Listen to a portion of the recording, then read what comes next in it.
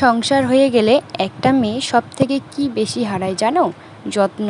কেউ তাকে ভাত বেড়ে দেয় না সেই যত্ন, কেউ তার খুশির খেয়াল রাখবে না সেই যত্ন, প্রচণ্ড ক্লান্তিতে কেউ তাকে ছুটি দেবে না সেই যত্ন। শ্বশুরবাড়ি যত ভালো হোক বাবার বাড়ির মতো হয় না। শ্বশুরবাড়িতে যতই সুখী থাকো না কেন তবুও মন কিন্তু বাবার বাড়ির দিকেই ছুটে যায়। সত্যি শ্বশুরবাড়িতে এসে অনেক কিছু বুঝতে পেরেছি, অনেক কিছু জানতে পেরেছি। ছোটো মেয়েটা আজকে অনেক কিছু জ্ঞানী হয়ে গেছে। কারণ কেন বলো তো, দেখে দেখে অনেকটাই শিখে গেছি কীরকম পরিস্থিতিতে পড়লে কীরকমভাবে চলতে লাগে এবং কীরকম চাপে পড়লে কীরকম সিচুয়েশন অবস্থায় থাকতে লাগে। সত্যি বিয়ে না করলে হয়তো বুঝতেই পারতাম না যে বাবার বাড়িটা কী জিনিস। তো যাই হোক বন্ধুরা, so hello everyone, good morning, welcome back to our new blog. কেমন আছো তোমরা সবাই? আশা করছি খুব ভালো আছো, আমিও ভালো আছি। নতুন একটা ব্লগে তোমাদেরকে অনেক অনেক স্বাগত, অনেক অনেক ভালোবাসা। আজকের ব্লগটা শুরু করছি বড়দেরকে প্রণাম জানিয়ে, ছোটোদেরকে অনেকটা ভালোবাসা জানিয়ে। তো দেখো এইদিকে সকালবেলা উঠে দেখি যে এত রোদ উঠে গিয়েছে, রোদের জন্য একবার শরীরটা আলসে আলসে ভাব লাগছে। তো তার জন্য আলসেমি না করে এই যে লেগে পড়লাম কাজে।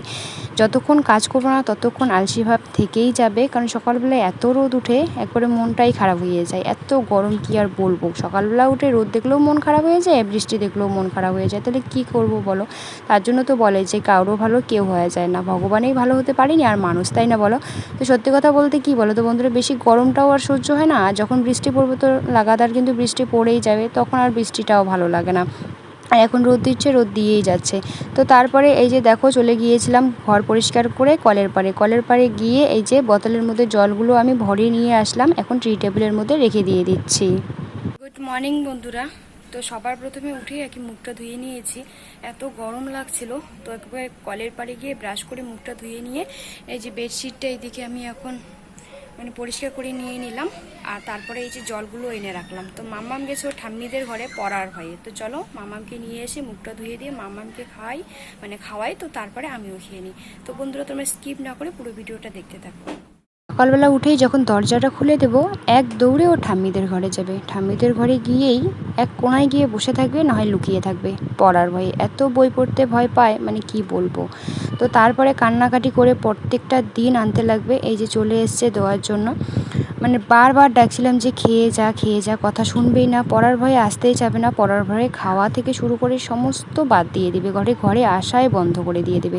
তারপরে এই যে বিস্কিটের প্যাকেটটা রাতের বেলা নিয়ে এসেছি, তো ওখানে আমি রেখে দিয়ে দিলাম বয়ামের মধ্যে। তো তারপরে মামামকে খাইয়ে মামামকে একটুখানি পড়ালাম, কারণ রোদ উঠে গিয়েছে তো ও পড়তে চাচ্ছে না, শুধু একটুখানি পড়ালাম, পড়িয়ে চলে আসলাম কলের পাড়ে এসে এই যে এখন বাসনগুলো মেজে নিয়ে নিচ্ছি।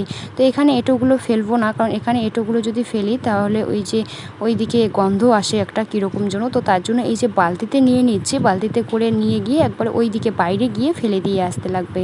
তার জন্য বালতিতে করে রেখে দিয়ে দিলাম, আর বাসনগুলো মাজার পরে তারপরে বাইরে গিয়ে ফেলে দিয়ে আসবো। আর তাড়াহুড়ো করে কাজগুলো সারার চেষ্টা করছিলাম, ভাবছিলাম কি বাইরে একটুখানি বসে থাকবো হাওয়ার মধ্যে, কারণ একটুকু যে এক ছায়া নেই। দেখো আজকে কলের পাড়ের মধ্যেও কিন্তু আমাদের রোদ উঠে গিয়েছে, রোদ আসলে পরেও কিন্তু গায়ের মধ্যে রোদটা লাগছে না, কারণ আমাদের এখানে তো পাকড়ির গাছটার জন্য না অনেকটা রেহাই পাওয়া যায়, না হলে না খুব রোদ থাকে। আমার বাবার বাড়ির কলের পাড়ে তো থাকাই যায় না, এত রোদ, পাশে বেশি একটা গাছ নেই এর জন্য। তো দেখো ওখানে সাপ গুলিয়ে নিচ্ছি, সাপ গুলিয়ে নিয়ে সবগুলো বাসন মেজে নিয়ে তো তারপরে ধুয়ে নিয়ে নেব।